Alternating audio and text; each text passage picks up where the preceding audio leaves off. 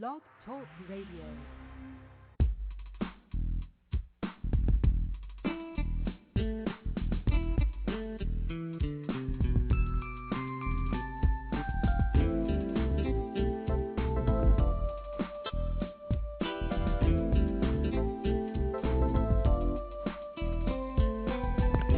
Hi everyone, and welcome to a very special Memorial Day edition of Franchise Interviews. Today we're spending 90 minutes with Dr. Robert Needham discussing his last two books, Solving the Puzzle of Franchise Ownership and Wealth 3.0. So stick around because we got a great show.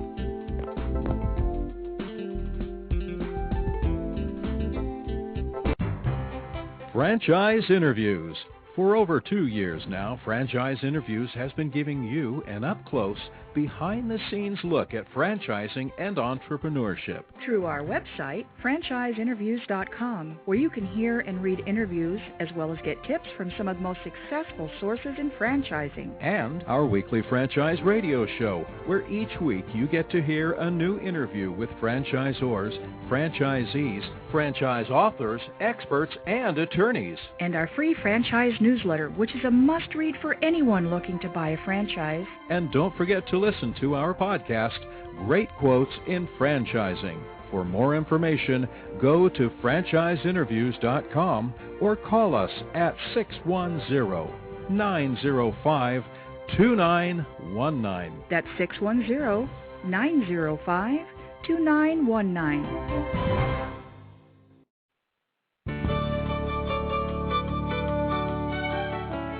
Are you one of those special people who are willing to go after your dreams and goals? Are you ready to fulfill that dream of owning your own business with the security of a proven brand? The opportunity to take control of your future and own a Rita's Italian Ice franchise is within your reach. Rita's is seeking success-oriented individuals who are ready to make a change in their life, and Rita's offers unparalleled training and support to assure your success. And did you know the frozen treat industry is a recession-proof industry, and there are Rita's in 23 states currently with 540 stores open. Rita's Italian Ice has been around for 25 years and is listed as a top-performing franchise by the Wall Street Journal. Now here's the really good part. Rita's Italian Ice is a unique and amazing taste treat. It's smoother than a snow cone, and it combines ice with real fresh fruit. The real fruit adds dramatically to the taste, and it comes in over 40 flavors. The ice and fruit are mixed on site and made fresh daily, and it is delicious. You'll want to know more about this exciting and successful franchise opportunity. Go to www.ownaritas.com and get all your questions answered. That's www.ownaritas.com to take control of your dreams and future today. You don't want to wait any longer to be a part of this adventure. www.ownaritas.com.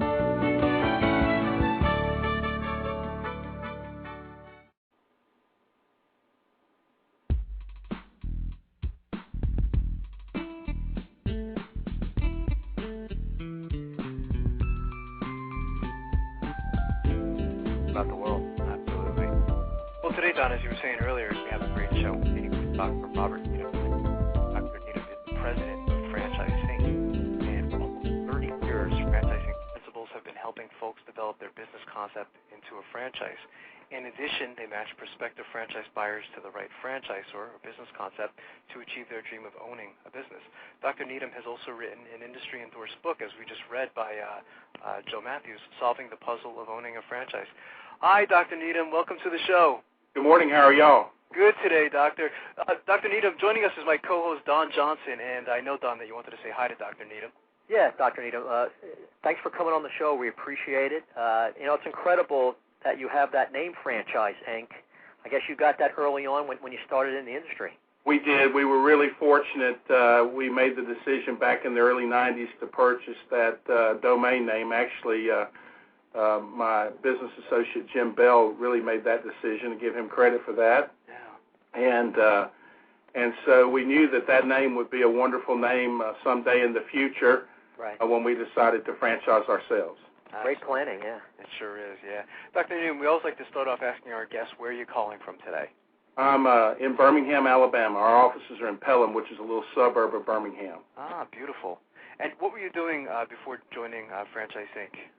Well, for the last number of years, of course, I've been a franchise and business consultant. But before that, I had an interesting career. I was in government. I worked with the space program, launching space shuttles for a living. I saw that. Yeah, that was very impressive.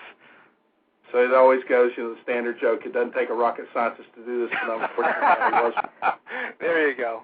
How many times have you got to laugh at that one? Exactly. Probably every time. Tell us a little bit about Franchise Inc., the history of the organization, please. Well, Franchise Inc. is really a culmination of several visions over time. Myself, I operated as a consultant under a company named Spectrum Advanced Markets since 93 to about 2006. And another associate of mine, Jim Bell, operated under Business Development Centers. And Jim had been a franchisor 2 times before even starting Business Development Centers. So unfortunately, I have enough gray hair to say that we've been in the industry a long time. Right. But from the history of Jim working mostly in the area of development when it comes to document development and registration with the states, and myself doing strategic business plans for franchisors, we've coached and worked with about 250 small companies over these years.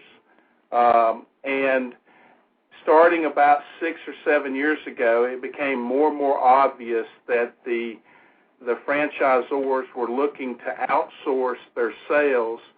So we did that for some of our clients privately, if you will, as an outsourced consultant. And then in 2005, we really began to study, where was this industry going as it related to this whole concept of the franchise broker and or the consultant. And so in 2006, in July of 2006, we formed Franchise Inc. LLC. It's kind of a funny story about that. The name Franchise Incorporated was taken in Alabama, so we had to make it an LLC, which is, just an odd thing that happens. But we formed Franchise Inc. In July of 2006, and we committed to developing a core of elite franchise consultants that have to go through a year of training with us. Wow. To be what we call fully certified or become what we refer to as a senior consultant. And we're just committed to trying to bring a high standard of quality to that part of the business. Are these consultants, Dr. Needham, are they consultants to the franchisor themselves, or mainly helping people looking to invest in a franchise concept? Initially, while we provide both services, we do the full consulting package to the franchisor in 9 major areas.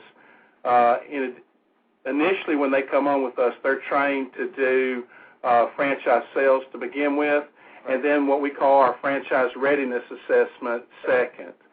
So in their first 6 or 7 months in the business, they're focused primarily on franchise sales.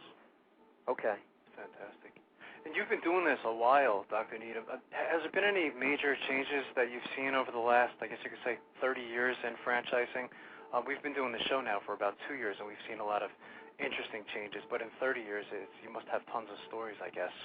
Well, it's sort of like the computer business. It had a very specific beginning, and then with innovation, new ideas have come to the marketplace. So we've seen a general trend away from brick and mortar for the average buyer. The brick and mortar buyer in franchising is becoming more and more sophisticated because of the real estate and strategic planning that it takes to select locations and know that you're going to be in a market for at least 10 years. Because you can't really move those locations around very well. Right. That's becoming a real specialty, I think, within franchising, and we're finding more area development type scenarios moving in that direction. Right. I'm very excited about the changes I see in professional franchising, or what some people refer to as home-based or mobile franchising. And I like where I see the industry headed here because it's creating true entrepreneurship again. It's taking what was maybe the old classical sales rep position, the manufacturer sales rep position, and it's opening up the profitability and allowing individuals to become, independent business owners again. I'm a real strong advocate for independent business ownership in America, and of course franchising, I believe, is absolutely the best way to go. And what's interesting about that is more people have a chance to get involved with that type of franchise because of lower investment size involved. When you're normally talking service or home-based, I guess, Dr. Needham, that's another added advantage is the lower cost to start up that type of business. Without question, in modern business today, it used to be when my mother and father were working, people worked somewhere for 30 years and got to go watch, Today, for someone to stay in a position for more than 4 or 5 years is a long time at a company. So as a result, a lot of people are starting to look back to getting some security and owning their own business, but they don't have the hundreds of thousands of dollars that it might take to get started. Where these professional franchises start, as less than $20,000, and typically all are under $100,000 all in. Right. So talk a little bit more about the different services provided by Franchise Inc. It seems like there's consulting services. It seems like it's really a full-service type of company you have. We do. We still continue to do the areas of coaching and development of the franchise. So we can take a franchise or a person who has a business concept that they think they might want to regionally, nationally, or even internationally expand their business concept, and we can start with them and take them through and develop each critical area of the business, including helping them get their documents done with our, outsourced attorneys. Then we put together the manuals and everything else, helping develop the training programs and including their PR and really everything else associated with launching their business. And we can do that fairly affordable.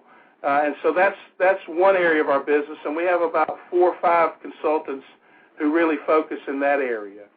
Then, just one quick question there. Is it already a franchise system that you're helping to grow, or you help that company become a franchise, a franchisor? Both. We actually can start from scratch and help them become a franchisor, or ultimately if they're someone who maybe became a franchisor, started out in the non-registration states, really just wanted to grow a few extra businesses around them, and now they've decided to expand regionally or whatever, they come to us and we help them develop that, what we would call the second come-out strategy. And so we help develop them. We really specialize in companies with less than 100 operating units, which, by the way, is the majority of all franchisors.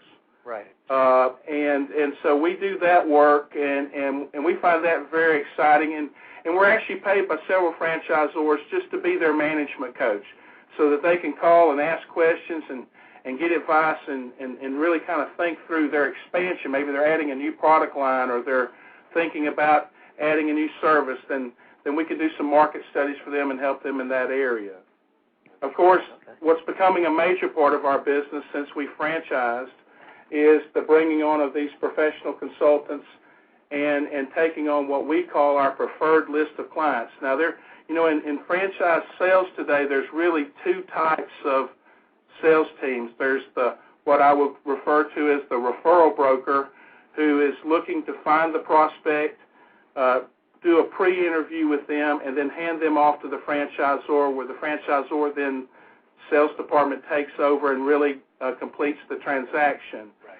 And then there's organizations like ours, which really start off by coaching the client, getting them prepared to be a business owner, then taking them to a select list of franchisors, qualifying them, helping them negotiate their agreements, go through the entire site selection process if that's the case, and really be with them all the way till they leave to go for training.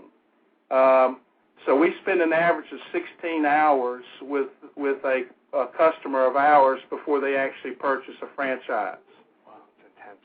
16 hours on the phone. Right. That's amazing. Just a quick question. It always interests me, and it seems like it's going on more and more now that a lot of franchise companies are outsourcing their sales department.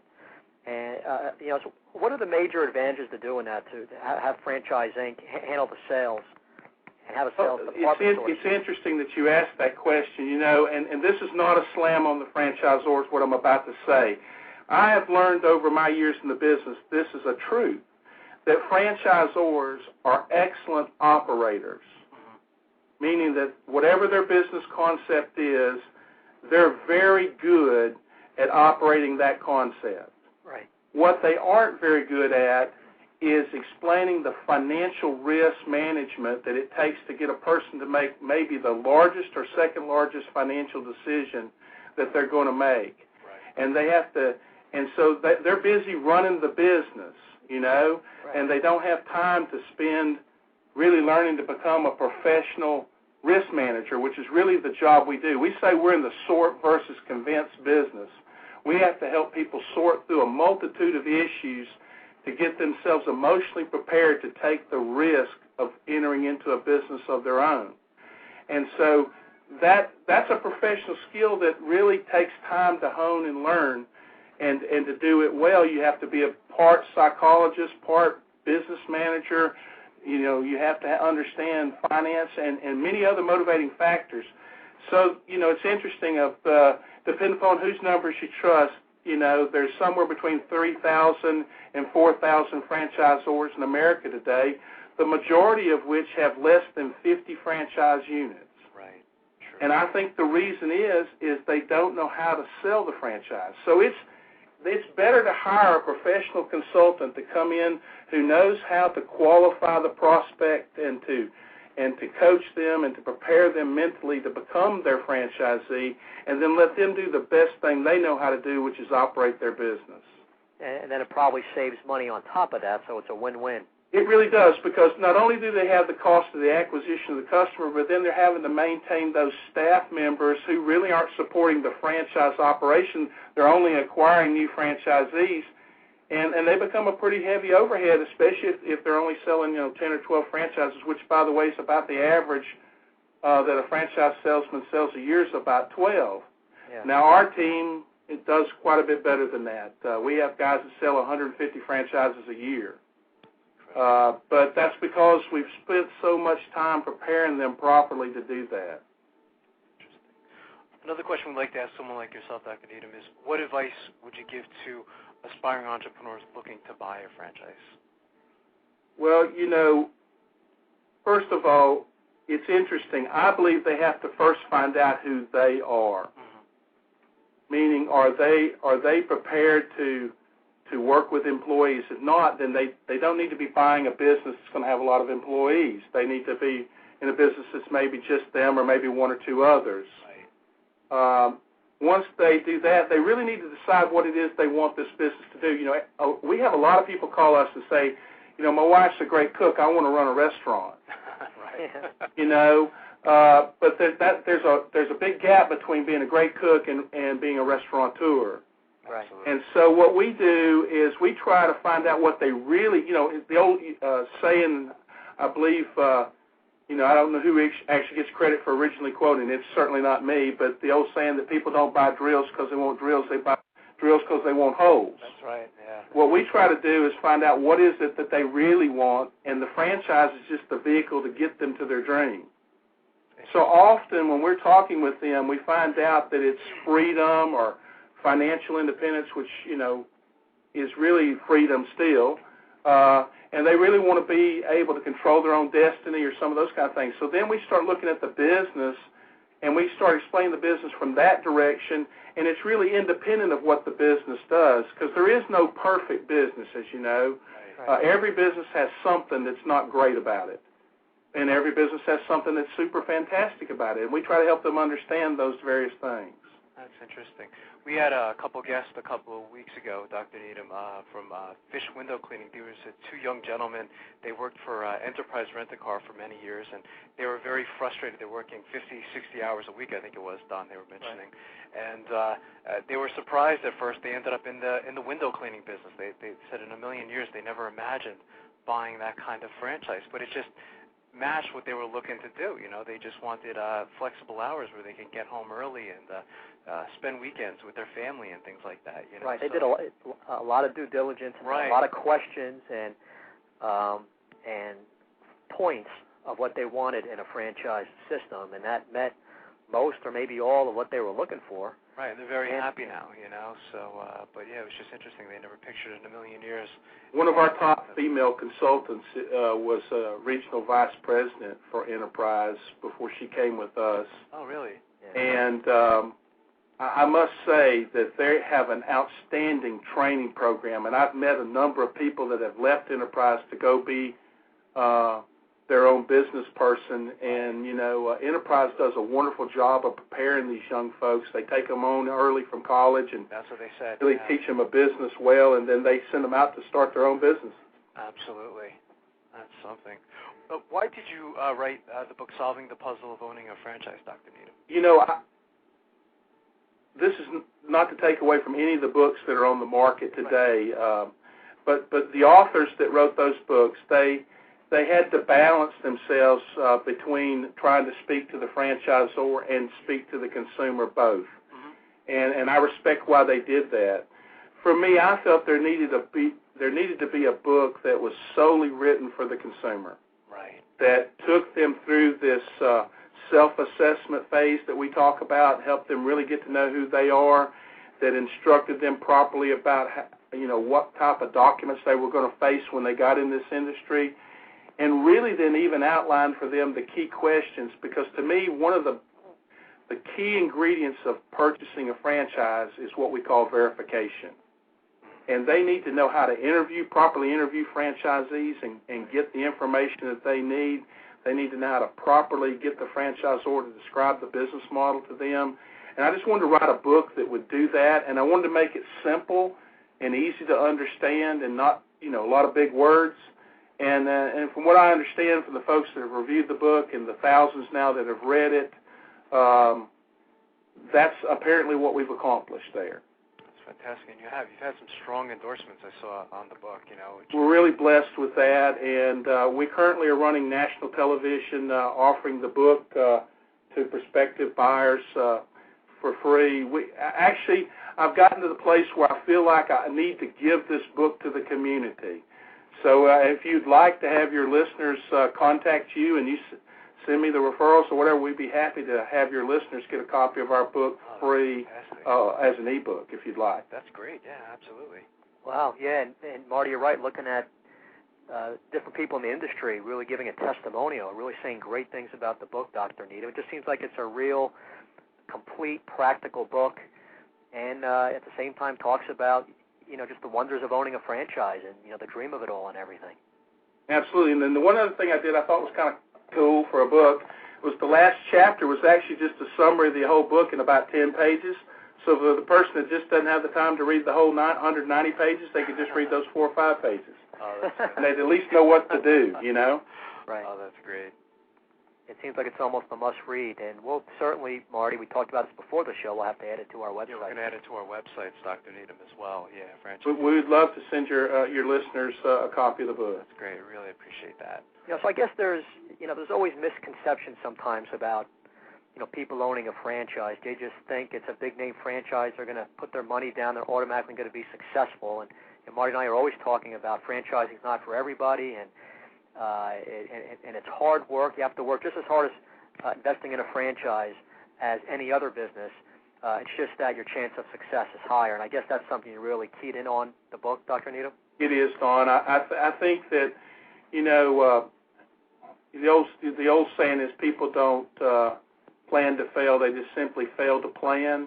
The majority of businesses fail mostly because of lack of capital, because they didn't think about all the necessary things that they were going to need. What's beautiful about franchising is the franchisor has already developed those lessons learned. They know the capital that's going to be required. They tell you that in advance, so they take some of that mystery out. And I think that's one of the main reasons. That and just having a good business system that everybody clones and follows is why franchising, I believe, is a superior choice to starting your own business every time. Right. I agree. You talked about before what advice for someone looking to buy a franchise, but what specifically, as far as the characteristics, do you feel in a person on how they'll become successful in owning a franchise? Are there specific characteristics that are pretty common themed on people who make it as a franchise owner? Without question, we teach our guys to kind of draw a line, and I refer to this in the book. And on the left side of the line is the classic employee, and on the far right side of the line is what we maybe say the all-out entrepreneur. The franchisee is really somebody in between. They have the discipline to work, or the work ethic that comes with what you might call the employee, but they have the dream and vision of the entrepreneur. But probably the single most important aspect is, once they determine that they're really a leader and that they want to do this, is that they're coachable. I see so many people want to come into franchising and then try to tell the franchisor how to do their business. And that's not what franchising is really about. It's about taking people who truly want to run a business but who are willing to follow a proven plan. And so coachability, I think, is maybe one of the major key aspects of becoming a franchisee. And we've always heard, Marty, the common word of then the franchisee has to have the passion. Sure, absolutely. And that all goes to your service, Dr. Needham, to see and try to form, call it puzzle pieces, whatever, that person's passion for something to a franchise system. I guess that's the whole trick. Some people jokingly say that we're eHarmony of franchising. That's clever.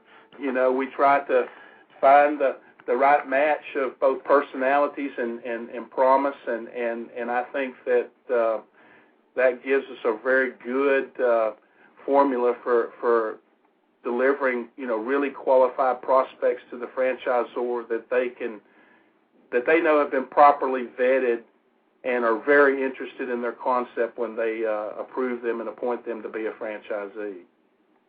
Right. It seems like really what your company does is just it provides services to provide the least amount of failure as possible, whether to the franchisor because they're coming to you for help, is any problems, or to the franchisee by doing all that due diligence, much lower chance that franchisee is not only going to choose the wrong system, but obviously not be successful with it. So I think what your company does, all these services, is just great. It's just great for the franchise industry. Well, I appreciate that, and I truly think the fact that since we offer our service free to the consumer, because the franchisor pays us to do the work that we do, I think that it gives the consumer a real opportunity. Why try to struggle and do it on your own when you can have a coach for free? Saves a lot of time. It saves a lot of time. Right. And I think they get a good education. Some people, a couple of consultants in the industry said, Robert, you wrote the book almost good enough that a person wouldn't need you. I'm okay with that. Right. I'm okay with that. I would rather them have read the book and never talked to somebody than to just struck out on their own and never had any help at all. And, because we can't possibly help everybody. It's just not possible. So we thought the book does a great job of doing that. Right. If I could, I have one thought that I'd like maybe your listeners to think about. We have developed a concept which we call multi-concept operating company. And it's kind of a new way of thinking about franchising. And if you don't mind, I'd share that idea with you. No, sure. Hear it. The idea is that, for example, a traditional franchise, potentially with brick and mortar, you might spend, let's say, $250,000 opening that business. Since we're not going to talk about specifically any kind of business because we can't do that. But, it would be not unreasonable to expect to earn maybe $100,000 the first year, so that maybe it would take 2 to 3 years to recover your investment. That's a fairly familiar theme in franchising. Right, I'd agree, yeah.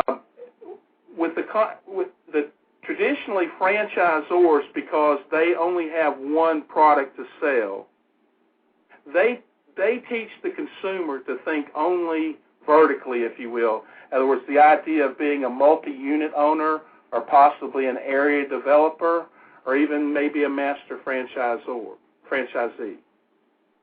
The idea of MCOC says, look, if I'm going to spend the $250,000 anyway?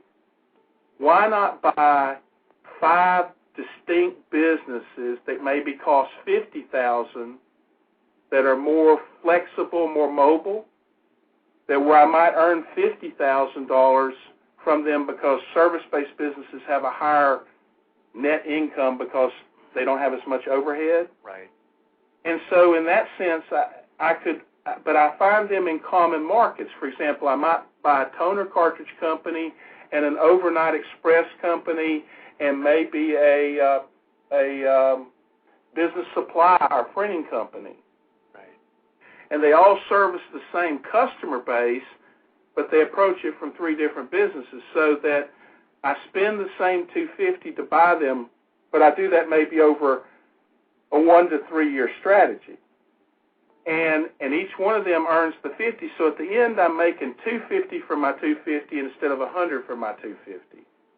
You get not only the diversification that comes with that, but they get to become what many middle managers today who are facing reduction in force, layoff, whatever fancy words you want to give it. They've got, excellent 401ks, IRAs with the entrepreneurial stock option plan, the ERSOP, the ability to utilize retirement funds to manage that, and with either that or the severance pay they're getting from their former employer, they can start owning their life instead of renting their life out to someone. They're an executive, they're already proven, Right. and they become the CEO of their own multiple operating unit, and they hire professional managers to run each one of those 5 units. I tell you, we've got about 150 of those clients so far since we introduced this about a year ago, and it's just working phenomenally.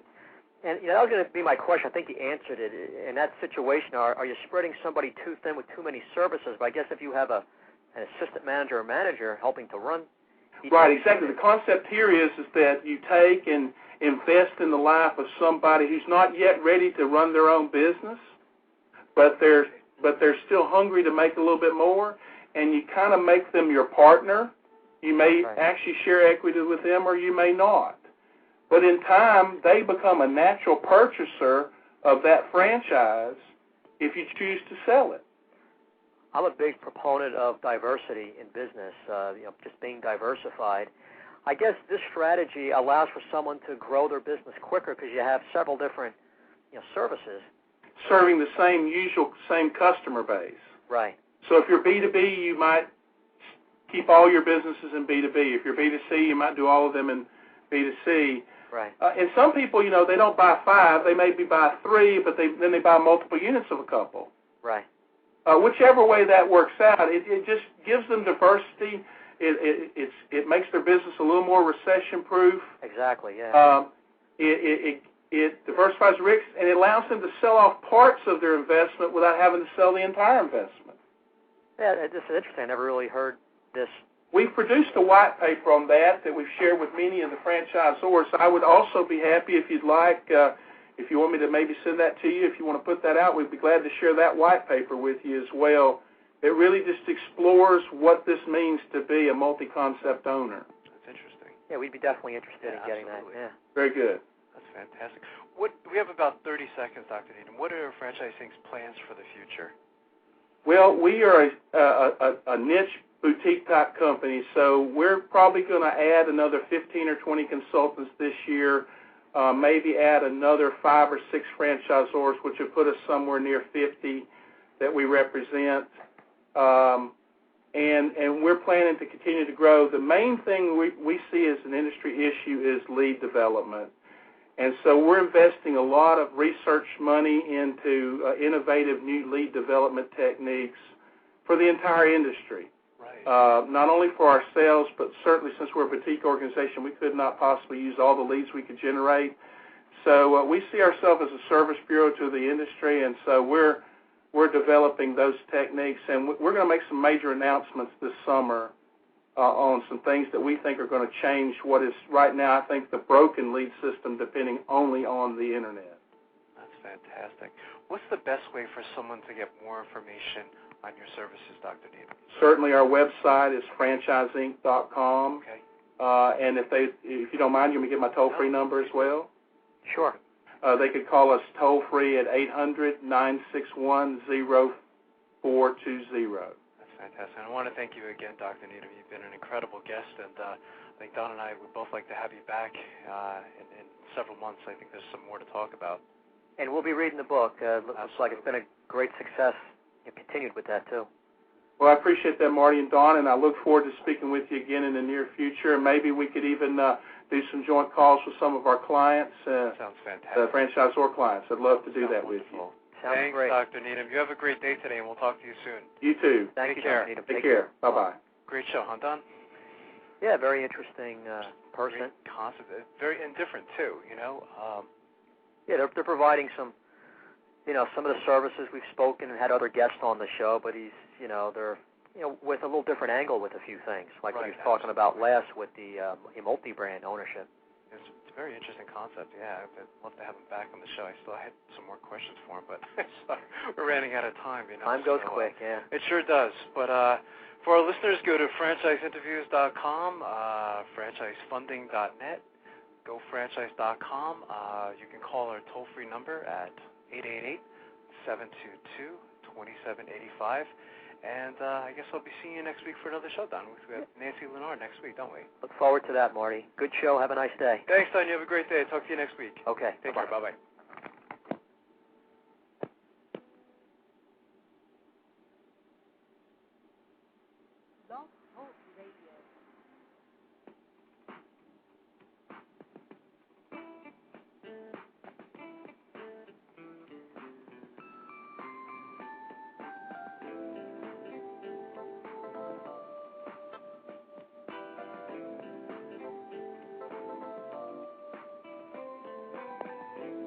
Hi, everyone, and welcome to Franchise Interviews, where we're asking the entrepreneur who owns one. I'm your host, Marty McDermott, with my co-host, Don Johnson. And if you've ever dreamed of owning your own business, then you've come to the right place. We have a great show today. We're meeting with Dr. Robert Needham. And Dr. Needham is the president of Spectrum Advanced Markets, Inc., an international business consulting firm, and president of Franchise Inc., LLC, an international franchise consulting firm based in Pelham, Alabama. And Dr. Needham is also the author of Wealth 3.0, Saving America, One Small Business at a Time. And we're going to talk to Dr. Robert about that in segment 2. So stick around because we got a great show.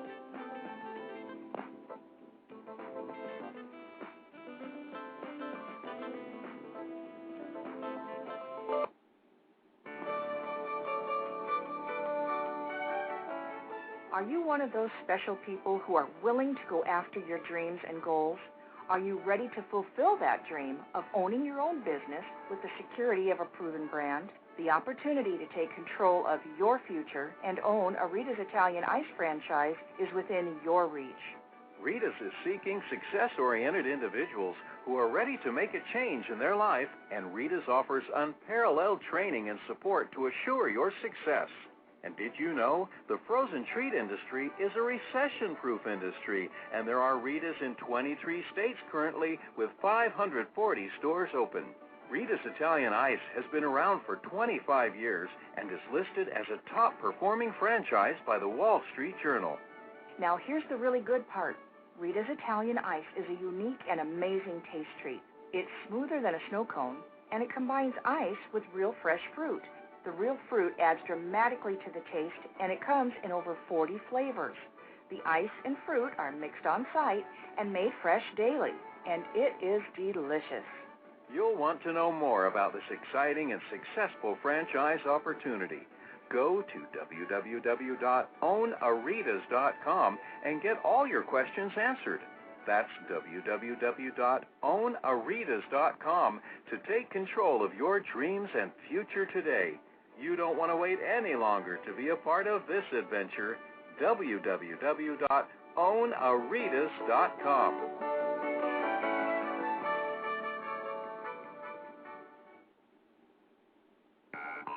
Franchise Interviews. For over 2 years now, Franchise Interviews has been giving you an up-close, behind-the-scenes look at franchising and entrepreneurship. Through our website, franchiseinterviews.com, where you can hear and read interviews as well as get tips from some of the most successful sources in franchising. And our weekly franchise radio show, where each week you get to hear a new interview with franchisors franchisees, franchise authors, experts, and attorneys. And our free franchise newsletter, which is a must-read for anyone looking to buy a franchise. And don't forget to listen to our podcast, Great Quotes in Franchising. For more information, go to franchiseinterviews.com or call us at 610-905-2919. That's 610-905-2919.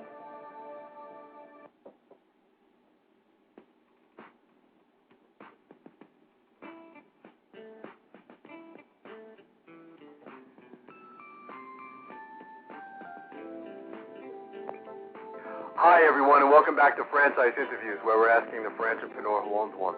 I'm your host, Marty McDermott, with my co-host, Don Johnson. And if you've ever dreamed of owning your own business, then you've come to the right place. How you doing today, Don? Welcome back.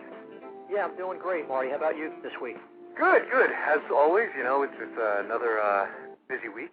It's, as you know, I started my doctorate degree a couple weeks ago, and I've been working on no sleep, so... And I can appreciate what Dr. Robert Needham has gone through. I have a bigger appreciation for PhDs now more than ever, so, yeah. Well, that's great. No, that's going to be hard work for you. You're already doing well. You're already acing a few papers, right? I am. I'm doing the job, but again, not getting any sleep, so it comes with a price, but but that's okay. It'll be worth it, when you're calling me doctor in like 4 years, so right. Yeah, absolutely. Well, our last show, Don, we met with Joe Lindemeyer, president of TSS Photography, and TSS Photography, founded in 1983. They're up to 225 units, so that's a pretty big milestone throughout the country, and they just celebrated their 25th anniversary as well. Right. Number one choice in youth photography. But they did a great job. What were your thoughts on last week? Yeah, it was pretty interesting how we have them on, and it's their 25th year anniversary. I know it's good timing on our part. Yeah, I like the franchise. They've been around for a while, so it's a real simple business, and it is. And he explained it well, Joe did, as far as it's type of business where you're really getting involved with the community. You're out there at the games, and exactly. And he had we asked him the question like we always do: what types of characteristics you look for in a franchisee? And he really stressed having a positive attitude. And it's a nice investment size. I think he said it's under $75,000 to get involved in this franchise. First time we had a photography franchise on, and Joe did a great job of really talking about all the details of the franchise. Yeah, no, absolutely. I would agree with that. And these franchisees, they really play a big role in people's lives if you think about it. These are, milestones in people's lives. You know what I mean? Being there to take a picture of, I know when your kids, I think they're playing soccer already, aren't they, Don? Yeah, they started through a local park, county park right in town. So they're playing the t-ball, the soccer. It's a lot of fun. Those are precious moments, you know what I mean, when you can take pictures of things like that, and actually go back to it, and just look at it years later. But, those franchisees are really serving a valid purpose. But, what I like about this franchise is, again, it's a means to an end. It gives you the opportunity to spend more time with your family. It sounds like it's a lot of work on the weekends, because that's when a lot of these events take place. Soccer games and, as you said, t-ball games and things like that. But, in some days alone, Joe was mentioning that, like on a Saturday or a Sunday, you can be taking up to 2,000 pictures in one day, if you can imagine that, So it's a great opportunity. It's not a big investment, Once again, it's a home-based business opportunity. And, I think you and I are pretty big fans of that, as far as cutting down costs and things like that. So, and it's a pretty big industry as well. I don't know if you know this, Don. You said it was a $2.5 billion industry. And just so our listeners know, they're not into taking wedding photography or anything like that. That's another totally separate business. This is more like a lot of precious moments, as you were saying. The t-balls and the soccers and even all the indoor sports that are taking place today. It's hockey and everything else. Yeah, you have to. Those are. It's a definite that you gotta, get pictures of your kids. Their team pictures at that age, because you can look at it the rest of your life and enjoy pictures years later. It's precious. It is precious. It's not one of the areas that you're gonna cut cost, are you? You know what I mean? These pictures are priceless. I know since we've had the baby, my God, it's just constantly, taking pictures. So, yeah, absolutely. So I don't think the economy has a very big factor on this type of franchise. So, yeah, it's just great having them on. I'd love to have them back, sometime next year as, these guys continue to grow. So, definitely. Great job. So what do we got going on in the world of franchising? Well, let me see. We have something here, Marty, from Lou Hirsch, the Press Enterprise. Franchisors helping along prospective franchisees.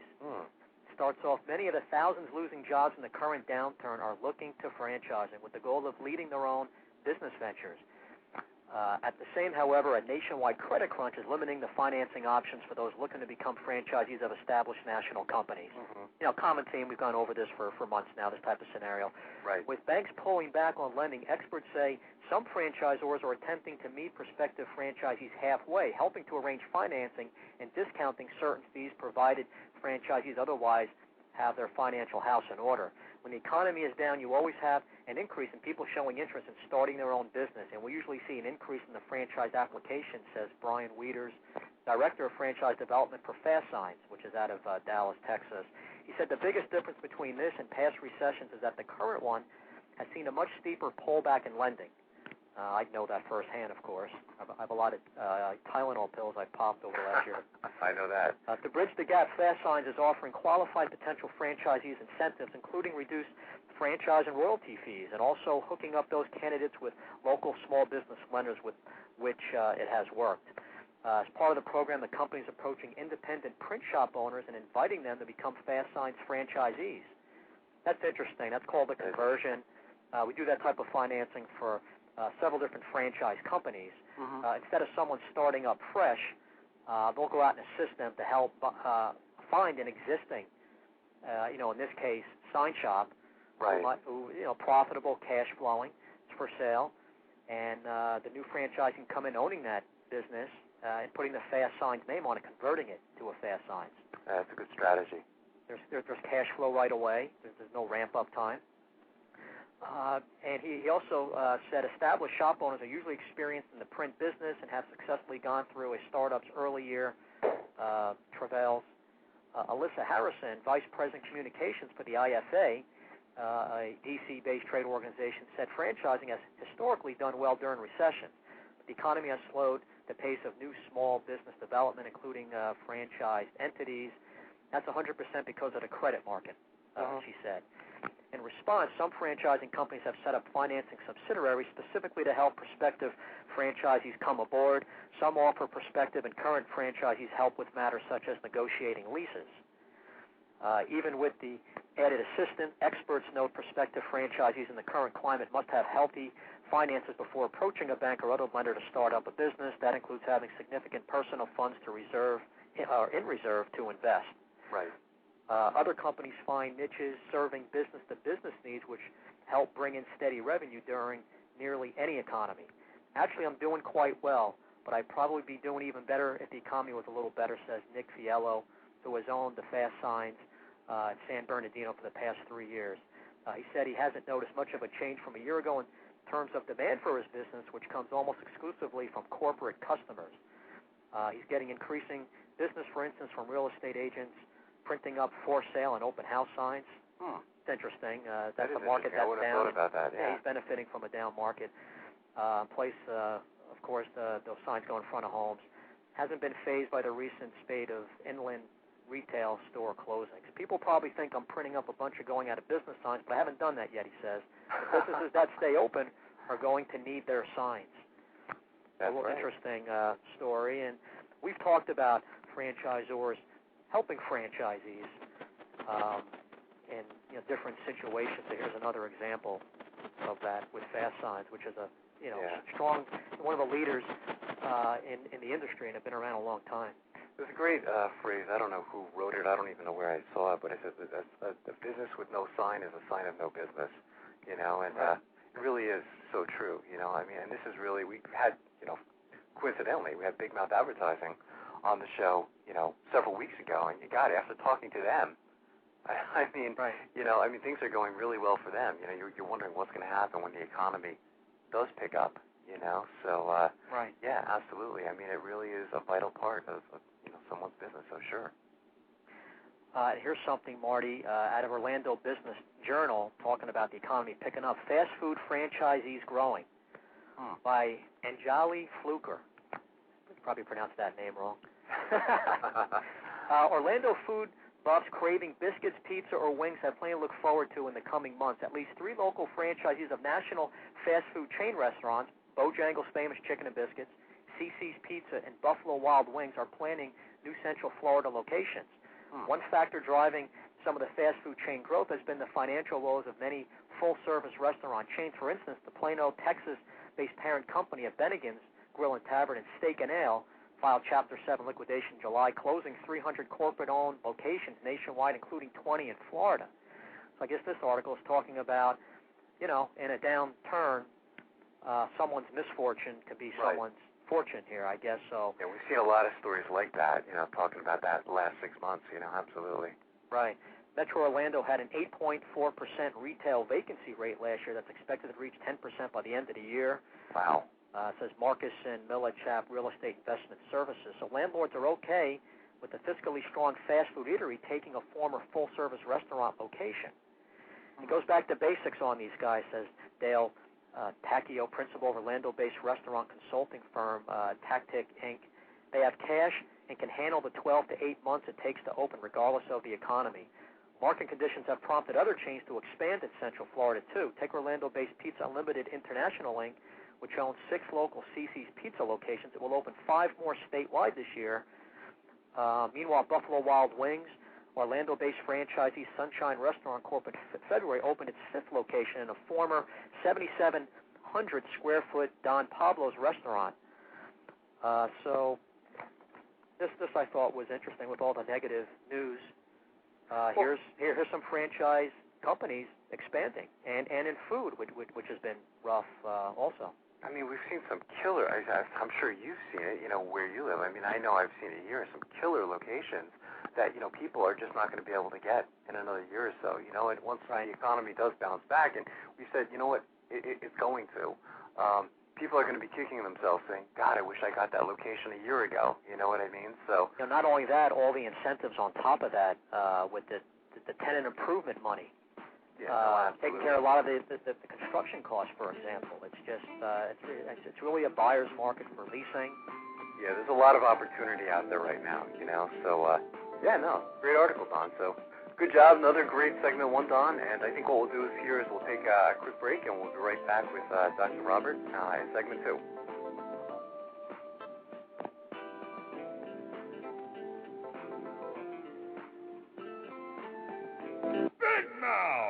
Okay, you've got my attention. It's a rare event in the world of franchising when an opportunity comes your way that can and will thrive in almost any economic environment. It's here, and its name is Big Mouth Advertising. Big Mouth. BMA is a leader in the exciting world of mobile media advertising. Why is mobile media advertising able to defy the economic cycles? The answer is obvious. In times of economic weakness, advertising is crucial for survival as the consumer dollar is scarce and the competition fierce. What is mobile media? It's the newest and fastest growing segment in the advertising world. Mobile media brings the message directly to the consumer. Mobile media goes to the consumer in traffic, where he eats and where he plays. It quite simply cannot be turned off or thrown out. And when you join the Big Mouth team as a franchisee, you are joining the best. The Big Mouth advantage is simple and successful. We invest in a strong infrastructure and in great people. As a franchisee, you have access to this entire system, including telemarketing, sales maximization, general and administrative support, design and creative services, even billing and collection services. All you need is a mobile media vehicle, a driver, and the willingness to create a financially sound and limitless business for yourself. There are no long-term leases to sign, no expensive build-outs, no office personnel to hire. You will be part of the Big Mouth advertising community and share its entire website and reception services, as well as its complete back-office services. This virtual office guarantees you the freedom to close those sales that will make you a success. We are so proud of our successes that we have voluntarily disclosed our revenue statements. Now, how many other franchises are doing that? Even in these historically rough financial times, big mouth advertising has become a dominant force in the mobile media industry. Join the Big Mouth team and take the first step toward financial freedom. Please call Ron at 888-98-GO-BIG. That's 888-98-GO-BIG. Big Mouth! Need a business loan? Talk to Diamond Financial Services, the experts in franchise financing nationwide. Whether you're looking to start a franchise, acquire an existing franchise, or expand your territory through opening new locations, Diamond Financial stands by your side start to finish. From pre-qualification to packaging and presenting your application to securing a financial commitment and through the loan closing process, Diamond Financial is there. While you're waiting, thousands of others are making their financial dreams come true. Don't wait any longer. Pre-qualify now by completing a confidential, no-obligation financial analysis. Let's face it, traditional banks just aren't in the business of financing small business. At Diamond Financial, we specialize in securing franchise loans from $100,000 to $3 million and equipment leasing up to $150,000. Let us help you get started. Go to www.franchisefunding.net or call 877-508-2274. That's franchisefunding.net, 877-508-2274.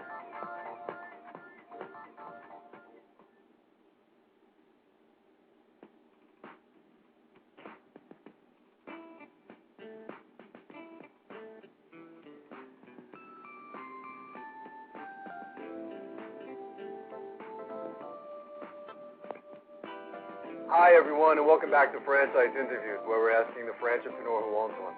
I'm your host, Marty McDermott, my co-host, Don Johnson, and if you've ever dreamed of owning your own business, then you've come to the right place.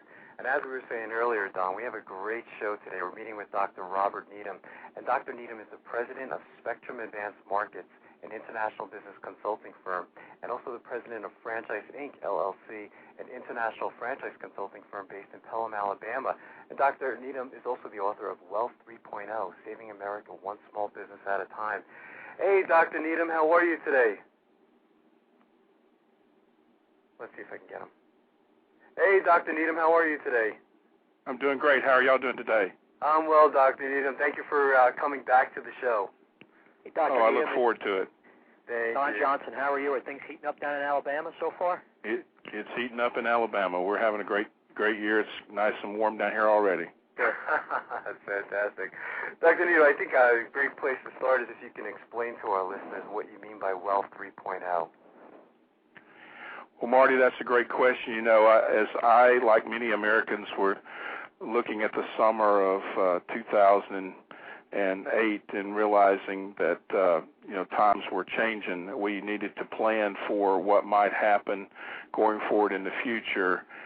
I was reading some history online, in fact, and I was looking for a quote that I'd heard partially about on several different shows, and I finally found this gentleman's name is Alexander Tytler, and he's a famous historian, and he wrote mostly about the Athenians, but he has an interesting quote, and I'd like to begin by explaining Wealth 3.0 by reading that quote. It says, a democracy cannot exist as a permanent form of government. It can only exist until the voters discover that they can vote themselves largely from the public treasury.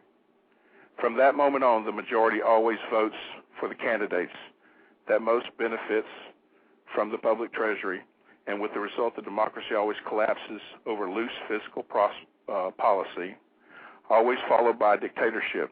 The average age of the world's greatest civilizations has been about 200 years. Great nations rise and fall.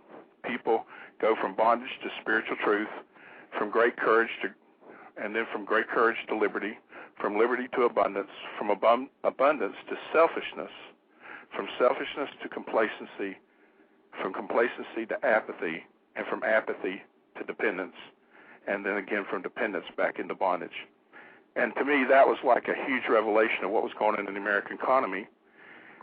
And so being an analyst as I am, I went back and took a look at our history as a country. And, you know, about 500 years ago, there were a lot of brave people in other foreign lands looking to come to this country because they were living under kings and dictators, and they wanted to own something. They wanted wealth. They wanted a chance at their dream.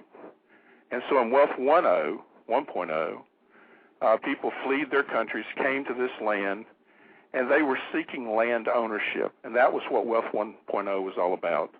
And if I had land that had trees on it, I sold timber. If I had land that had animals on it, I sold meat and furs. And if I had land that I could grow crops, I sold those crops. And that was the wealth in this country for about 200 years. And then we went through a revolution in this country.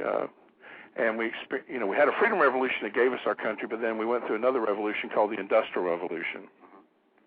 And that gave rise to Wealth 2.0.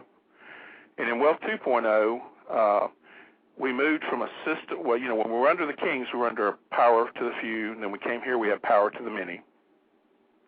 We moved into Wealth 2.0, we were moving into another cycle where the power would go back to the hands of a few as big business and big government began to rise. And what's interesting about that, in Wealth 1.0, 90% of the people worked for themselves and only 10% were employees. But in Wealth 2.0, because of the Industrial Revolution and the rise of big business, we bought a dream that was said we would own partial ownership of these companies. So for many people, that meant stock. And so as a result, over the last 250 years, we went through a process of transitioning from 90% ownership in business to down to 10% today. And the remainder of everybody else works for somebody else. If you think of the Tytler quote, we became very focused on ourselves, if you will. Right. And, of course, we became very dependent on 401ks and all that. Well, as we all know the story, come September, October of last year, we saw the 401k become a 201k as the systematic dismantling of the American financial dream took place, and still.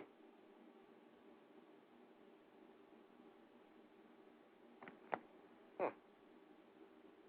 think we lost it. You there, Don? Yes. Oh, okay. I think we lost Dr. Robert. I don't. Yeah, he's. I mean, what's interesting about this book, Marty, it's Wealth 3.0, Saving America One Small Business at a Time, that just came out recently. It's really what he's starting to talk about, obviously, is from a historical viewpoint. And when he comes back on, it seems like really was his motivation for writing the book. Right. Because we've come full circle with that quote he said earlier, and what's happened, throughout the world, but especially our country recently.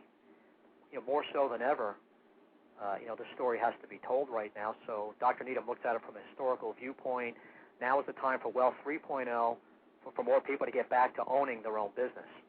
Yeah, it's a great history lesson. I'm going to have my students actually listen to that first part, because it was very interesting, how, talking about in the beginning, 1.0,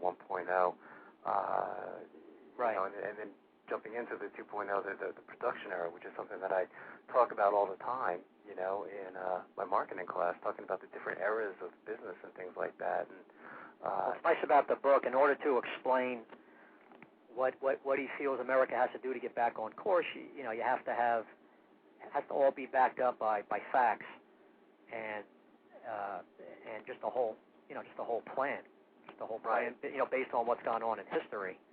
What is interesting, is talking about the old, 401k, becoming a 201k, so I see Dr. Robert has called back in. So, hey, Dr. Robert, we lost you for a second, it looks like.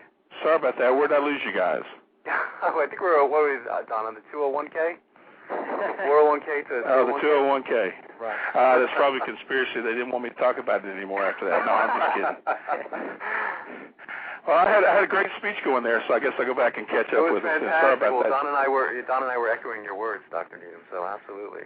And I guess, very good. Dr. Needham, this is, your motivation. It's come full circle now, and what you're proposing with Wealth 3.0 right now. So, with what happened with America, and that was a great quote you gave before, because obviously it does make a lot of sense. America has to get back to having more people owning their own business. And your book, Wealth 3.0, Saving America One Small Business at a Time, you look at it at it from a historical viewpoint, and then and then tell them, the world, what you think is the solution for it. Absolutely. So, this concept of becoming very agile and not fragile, like big business, is the direction of what Wealth 3.0 is about. And we'll get into more of those details as I guess we talk about the book. Looks like we lost him again, Don. You think he's playing a joke on us? I don't think so. That's great. It's never happened before. But, one of the next questions I have for Dr. Robert, when we can get him back, is, talking about, I don't know if you noticed in Chapter 2, lessons learned from a rocket science. Right. Yeah, I'd love to talk about that. He's had an amazing history. But right before that, on page 18 of the book, he gives some facts from the U.S. Census and the SBA. And I just want to go over some of this. It says small business employs 50% of all workers. That's pretty incredible, That's why, during the political campaigns, they're always talking about helping small business. Unfortunately, I don't think there's been enough done, especially during this rough time. It says, Marty, small business creates up to 80% of net new jobs. Really? That's an incredible stat. 80% of all the new jobs created comes from small business. That's incredible. Small business hires over 40% of all technology workers. 52% of small businesses are home-based now. Wow. And that's just a quote that's gone up so much, I imagine, in the last 20 years. That's amazing. I think Dr. Robert's back, Don. Hey, Okay. You back, Dr. Robert? Yeah, and I'm doing a different telephone case. Okay, yeah, I see that. Yes, okay. Sorry about that. It's never happened before. But, Don was just kind of going over some facts from the book. One of the things that I wanted I noticed in Chapter 2 of the book, Dr. Needham, Lessons Learned from a Rocket Science. As a former NASA rocket scientist, can you share with us some of those parallels to business? Be happy to. In small business, it's all about momentum. Mm-hmm. And when I had the privilege to study under the people who actually, did Mercury and then Gemini and Saturn and was able to be there for the first 14 space shuttle launches. And it became very clear, that there's a principle in rocket science is the thing that takes you up is the thing that takes you down, meaning that if you don't jettison off that weight after the rockets are empty, it'll drag you right back to the ground. And so we learned that, you have to have good guidance points, a plan, a direction of where you're going, so you need to develop a good plan. And most business startups fail because of a lack of a good plan and the lack of capital. So the first thing is you got to have a direction in which you're going, or what we call guidance points. The next, you have to learn energy management. You have to know when to expend your money and in which environment you're operating your business so that you can maximize your success. Of course, third, you have to stage. You have to know when the initial momentum that got you started has taken you far enough, and you need to change your business direction to adjust to the current economy. And, of course, the last thing is that you learn from lessons learned, as it's called. The failure to learn from history is causes us to condemn to repeat it. And in this case, in rocket science, failure to learn from your mistakes equals death. And often this happens in small business. If they don't learn from their mistakes, they run out of capital, their plan fails, and, of course, they stop. That's why, by the way, I think franchising is an excellent form of business development, because you get those three things. You get a proven brand, you get an excellent business system, and third, you get the training that most people just don't have when they start their own business. That's an interesting analogy. Yeah, it is. Taking a scientific viewpoint to business is interesting. Dr. Needham, can you explain about the 4 classes of people in wealth creation in the 7% solution, please? Oh, be happy to. Today there are 4 classes in America. In Wealth 2.0, according to the Social Security Administration, because they've been tracking the statistics through the last, part of Wealth 2.0, 97% of Americans retire at age 65, dead broke, or still working, and only 3% have achieved financial success. So the first class, the upper class, or the wealthy class, they represent that 3%. And what that means is they've learned to take their income and make income with it. The remaining 3 classes make up the 97%. And that works out this way. The middle class is defined as those who have income greater than their expenses. So, but they have an income risk because, you know, we've seen it happen, especially in just these last few months. Those of us whose income had kept going up and up and up, we were buying bigger houses, bigger SUVs. We were thinking we were accumulating assets, but when the income fell off, we were stuck with those high payments, and that's why we have such high foreclosure rates in America today. The third class, the working class, their expenses are greater than their income, and they're the folks that are up walking the floor at night watching those commercials about, you know, how to get out of debt and stay out of debt. They're the debtor class in America today, and they represent, by the way, a very large portion of society. And then the last is the welfare class. They're the ones who've already become dependent in that Hitler's fatal sequence that we talked about. They've already become dependent. In fact, there are generations now of folks who have just decided to live off the government. And that's okay, too. I mean, the poor will always be with us, as the Bible promises, but that's the way it is, you know, these four classes. Well, interesting, in these four classes, there's been a recent scientific study released that said in the world that we live, if we have what's called a significant emotional event. Now, for some people, for example, who might be smokers and they find out they have lung cancer, that would be an example of a significant emotional event. Certainly this economy has been a significant emotional event. It says that 90% of the people, when faced with a significant emotional event, will not change their behavior. So that says that only 10% will change. Wow. So what I propose is if 3% have already achieved financial security, there's a magical 7%, 21 million Americans that are looking for the new opportunity in Wealth 3.0 to achieve financial independence. And if they do so, and if we can help them with concepts like this book, then we will generate the tax revenue that it will take, honestly, to support the other 90% who won't change. It's kind of a sad number, isn't it, that 3%, Dr. Needham? I mean, it's just incredible how many people... After 200 years, only 3% have made it. It is a sad number. Right. But, well, you know, they don't even teach us how to balance our checkbook in school, so why would we expect that we would know how to grow wealth? But see, the wealthy have had a plan from the beginning. They've hired wealth coaches. They've got people involved that help them, teach them how to maintain those assets, and they don't spend their assets on Madison Avenue dreams. Right. True. We're speaking with Dr. Robert Needham, author of Wealth 3.0, Saving America One Small Business at a Time. And in Chapter 4, you talked about the wealth equation. Maybe you tell us a little bit about that. Sure. You know, it's interesting. If I said to you right now, I have an equation that if I told you it would make all your dreams come true, would you want to know about it? And I think everybody would say yes. And, you know, over the last 22 years of being a business consultant, we developed this equation because we think it really does define what it takes to be successful. You know, if you have a set of dreams that you want to accomplish, you have to choose a vehicle to help take you to those dreams, you know. And for many people in Wealth 2.0, of course, that had been the stock market, the banking systems, or even possibly real estate. And they had chosen those as their vehicles. But what I learned is those vehicles are multiplied times a fraction, and this is where the secret lies. At the top of the fractioning is time. You know, and we all have 24 hours a day, and if you get a chance to read this book, you'll realize I've done a great time study to show you that we really do all have enough time to make our dreams come true. We just don't think we do by the way we manage our time today.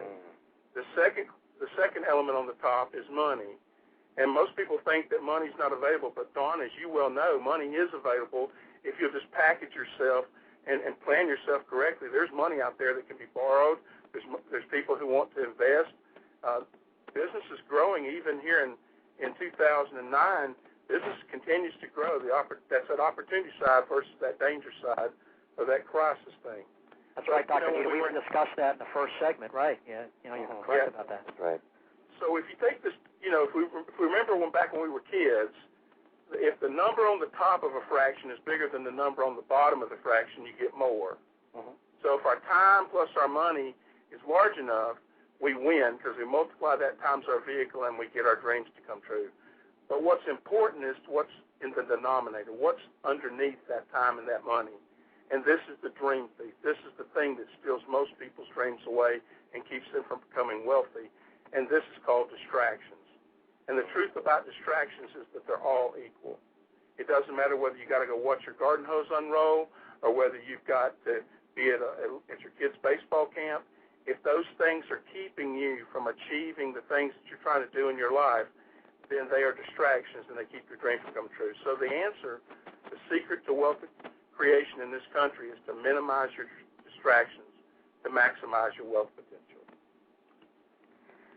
And Dr. Needham, the 7% solution, I know you have the rule of 72, which is very interesting. Right. The rule of 72, if you take the rule of 72, and this is what was a Wealth 2 concept, and it still applies today, it says if you take the number 72 and you divide it by the interest that you're receiving, and this becomes real important when you analyze vehicles. So, for example, let's take a bank account that might pay 4%. If you take 72 and you divide it by 4, you're going to get 18. And the average person's working life is about 40 years. So if we divide 18 into 40, we get a little over 2. So we'll use new math and call it 3. So what that means is then if you are planning to grow your business and you're looking at using the bank as your vehicle, then and you start with $1,000 and you get 4%, then you're going to get about 3 doubles in your lifetime, which means 1 becomes 2, 2 becomes 4, 4 becomes 8. So you're going to make about $8,000. That $1,000 becomes $8,000 over 40 years. And I know that's exciting to everybody, but if you go and compare that to what the bank's been making, the bank's been taking 72 and they've been dividing it by 18 because that's what they charge people for credit cards. Mm-hmm. So that gives you 4. If you tie 4 into 10, if you divide 4 into 40, you're going to get 10 doubles. So in the same time you're making 8, the bank's making over $1 million. You do those doubles. And now we understand why they have, marble floors and we have linoleum. This is true. And Dr. Needham, you discussed 7 principles and 7 realities of owning a business. Could you share a couple of them with the listening audience? I sure will. There are 15 total. There's 7 principles and 7 realities. And I think that maybe the first one we'll talk about is principle number 1, have a mentor. The wealthy have long proven that if you have a great plan and then you have a mentor to help hold you accountable to that plan, for them it's their attorneys, their lawyers, their accountants, their strategists. Then if you have that and you have a mentor that can hold you accountable, then your plans come true. Now, just to quickly review the other principles by name, you've got to overcome debt. You've got to plan for emergencies. You've got to create a war chest to allow you to go build your dream. You've got to learn how to compound that capital, then diversify your risk, and, of course, then plan to transfer that legacy to your family. Going down to the realities, there's 7 of those, too. The first one of those is get rich quick is always a scheme. And, that's absolutely right. There is no perfect business. There is no perfect pill that you can take that will give you, absolute success. We live in an instant coffee, instant success society. Everybody wants a pill to solve the problem, but the truth is it still takes work and effort. You got to invest that time and that money. So in that reality, we take the time and explain that. But some of the other realities that you got to know is you got to learn how to manage your desire and your action. You've got to become excellent in small things. You've got to learn how to manage the risk. You've got to develop the principle of the harvest, which means you reap in a different season than you sow. You've got to learn the law of increase, and, of course, you've got to have the faith to get started. So those are just a quick review of those. They're excellent principles and realities, but if people study those, they give them the great core for how to get this business going. There's no shortcuts. Right. There is no shortcuts, right. When you say develop a wealth plan and a wealth coach, Dr. Needham, did you want to talk about what you mean by that? Well, in modern business, you have to develop your plan based on what the current environment is. And so if you accept that we're in a third phase of wealth development in our country, then you have to have plans that are based on that, and they're not stuck in some other old strategy. And so the first thing you need is to understand what makes the difference in the new environment. And so in this book, by the way, we show how to develop a plan, and we also give them a set of forms to help them complete their capital analysis and stuff to know what they can go forward with and what is just a pipe dream. But once they've established a plan to own a small business, which is going to be my recommendation, then they need to get themselves a wealth coach. Now, if they need a professional firm to do it, certainly they could call our firm and we'd help them find a wealth coach in their local area. But you can also just get your best friend to be your wealth coach. But it has to be somebody who's going to be tough on you, that can give you the knowledge, skills, and abilities to do what you need to do in your plan, and then we'll hold you accountable. If you think about fitness, it's kind of like working out with a fitness coach. You know, you go there, and you know that really working out alone is not going to do it. You have to also diet. And so you have to earn to eat less and move more. And there's nothing changes that. It doesn't matter what kind of diet you call it. That's the fundamentals of that deal. Well, the same thing is true with starting a business. You've got to learn to spend less and save more to get those assets to where your income starts earning income for you, just like the wealthy do. So you need a plan and you need a wealth coach to help you get through that. And of course, Dr. Needham, Marty and I have read the book. What I love about the book is just a little over 100 pages. There's no fluff in this book. It's all information. I mean, this is the type of book that people are going to be reading a couple of times and then read it again down the line a little bit. Right. A real solid resource, and we feel obviously very important for somebody opening up a business. I mean, really has to read this book. You know, Don, I appreciate that. Like I said, I kept it purposely short. We actually made it 8.5 by 11, so that it can be used and they can write between the lines. And, they can use it exactly just as you said as a resource. It's not a story. It's a fact, step by step, how to become wealthy. Maybe, Dr. Needham, talk a little bit more about Wealth 3.0 and what you're proposing. I know here in Chapter 8 you went into more on that.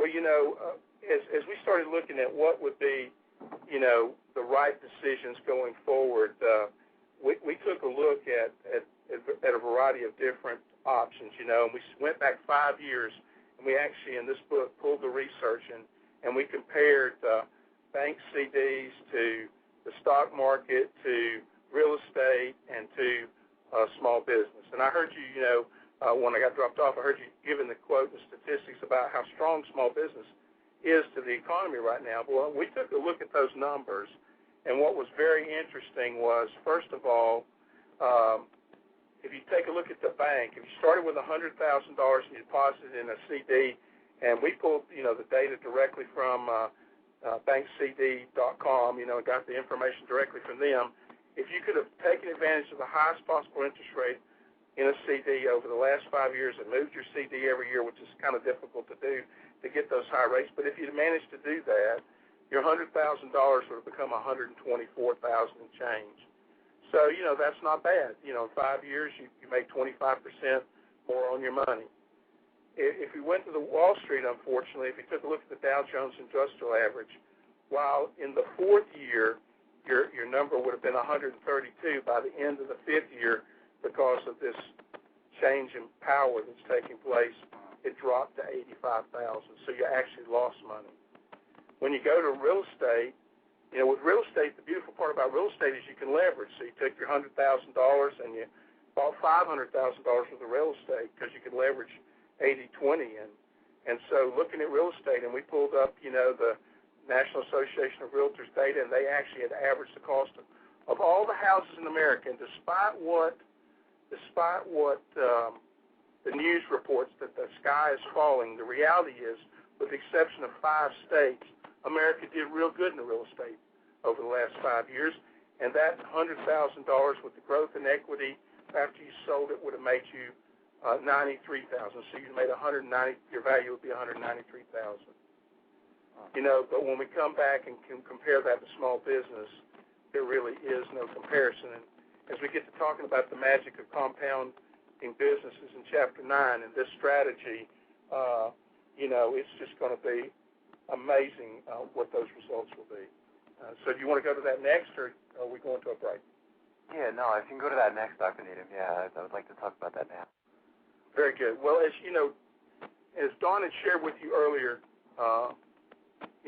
American small business is responsible for 50% of all the workers, 80% of all the new jobs, 40% of all the new technology, and 97% of the employment in this country. It's hard to imagine when we hear about those big businesses, those big fragile giants that are having trouble today.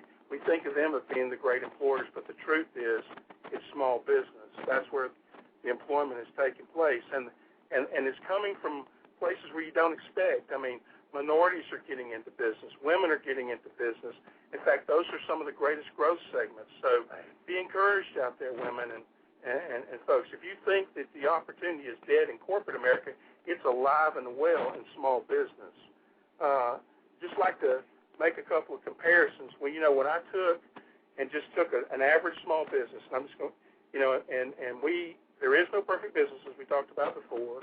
There is no perfect person to run such a business. So I'm going to give you just a simple example. If we took a typical business and we invested $50,000 in getting that business open, and we only made $25,000 profit from that business, which there are many hundreds of businesses in this country in which you can do much better than that. But let's just take that example. So going back to the original example we talked about where we invested $100,000, in this case we could buy 2 small businesses. And if we did nothing but just take the income off those businesses for 5 years, so if you take a look at those 2 businesses, each generating $25,000 in profit, that would be $50,000 a year times 5 years would be $250,000. So it beats real estate. It beats the stock market. It beats the bank. But if you compound businesses like you used to compound interest in the Rule of 72, you get some very, very interesting outcomes. For example, if we take a growth and income strategy where we take those same businesses still making the same profits, except we now, when we have enough cash, we buy another business each year, and we just let it continue to compound, and we hold in reserve the difference. Well, if we started with 2 in the first year, in 4 years, at taking $50,000 a year, interestingly enough, we could acquire 4 more businesses. At the end of that 5 years, not only will we have raised our $100,000 in business assets to $300,000, but believe it or not, we would have still had an additional $300,000 of cash flow that we could have taken from the business. Now, that's a beautiful strategy when you can look at raising your assets 3 times and making more than any of the other strategies could have produced, and yet you still started with the same $100,000. We have an exciting strategy where we show folks how to take $100,000 and through taking no money out of the business, but rather plowing it all back in and maximizing the full potential, it is possible with just average and ordinary strategies of good businesses that are stable in this economy, that are recession resistant, to take $100,000 all the way to, believe it or not, more than $1 million. So there is great opportunity in America today using Wealth 3.0 technologies, picking the right businesses that have a good business plan and a good strategy, getting a coach to help you get through the process, and then staying on a plan with a near horizon, 5 years. By the way, we work with folks that have less than $100,000 as well. We help them get in what we call Target 1 up to the first $100,000, then we hyperleap them up to a goal of $1 million. And then folks who have at least $1 million to work with, we take them into multiple millions. And that's the beautiful part of this strategy. What else I like about the book, Dr. Needham, is that you're using actual statistics to show people that really the best option of all the investments is business ownership. But like you said, you have to choose wisely. That's where mentors and advisors come in, and to not only choose the right type of business or franchise, but to have multi-unit or multi-businesses. That's really the key here. Is that exactly multi-unit or multi-concept? Well, we're teaching people to become their own CEO, to stop renting their life and start taking ownership of it. and to become their own CEO and own multiple concepts and hire a lot of people, create jobs. I mean, this thing is good for America. It's good for America. It's good for them. It works. And they don't have to work 100 hours a week. I mean, this is a business where if you got your plan well designed, you can actually work in it as little as 14 hours a week. And if you don't even want to leave your job, because you're afraid to leave your job, you don't even have to. We can show people how to become what we call passively active in the business, or we call it active. And we know, Dr. Needham, that a lot of people, and Marty and I doing the show for a couple of years, don't move forward with a business or a franchise because they're just nervous.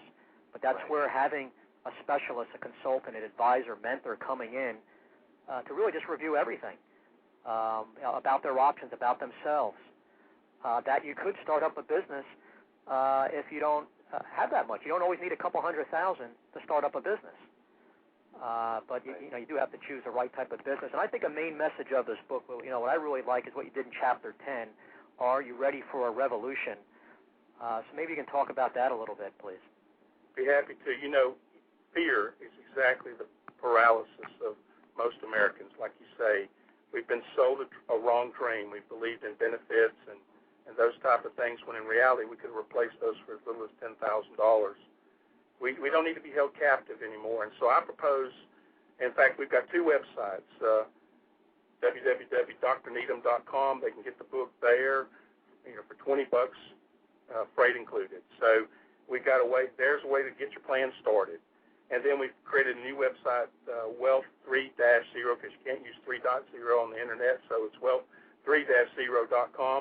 And that's where I'm going to be blogging and continuing to coach people, but who want to join this revolution. It's free to sign up, and I encourage people to go there and do that. And what I propose is if we can take the 7%, that those group of people who still have a dream in their heart, who still want to be wealthy, who still want to accomplish what America can give, and they can join us, and we can create a system of wealth coaches in this country, and even some of them will become mentors to help other people in their communities by having, Wealth 3,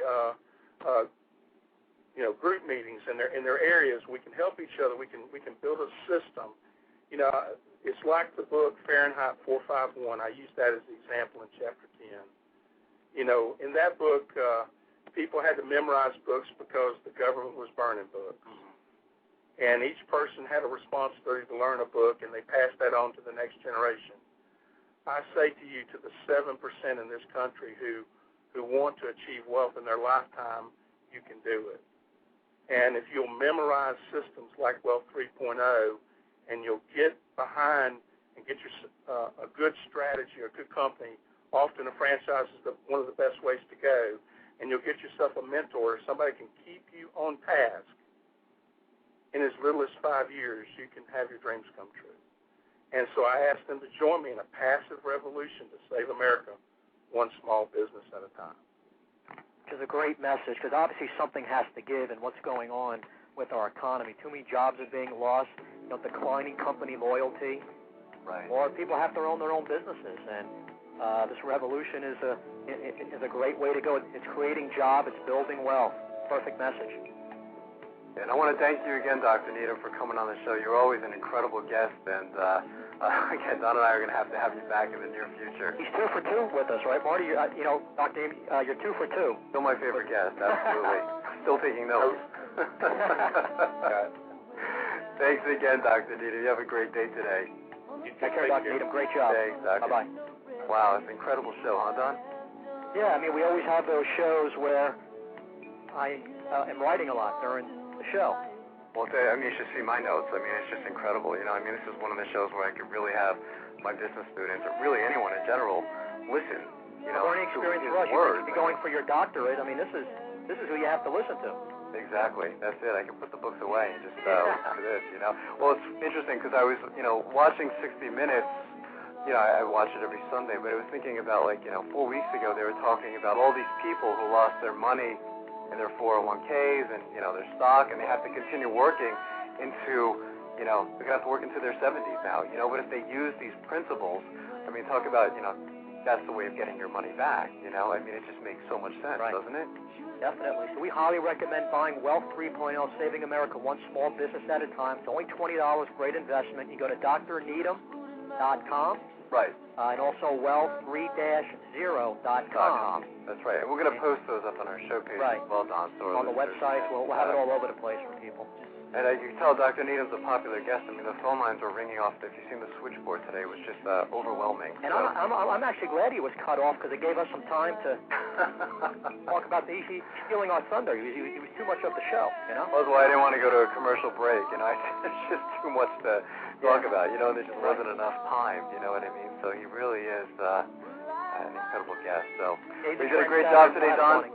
Yeah, absolutely. Nice job. And for our listeners, go to franchiseinterviews.com and go to gofranchise.com and franchisefunding.net. And I'll be talking to you next week, won't I, Don? Yep, definitely, Marty. Great job. Great job, Don. Have a great day today. Take care.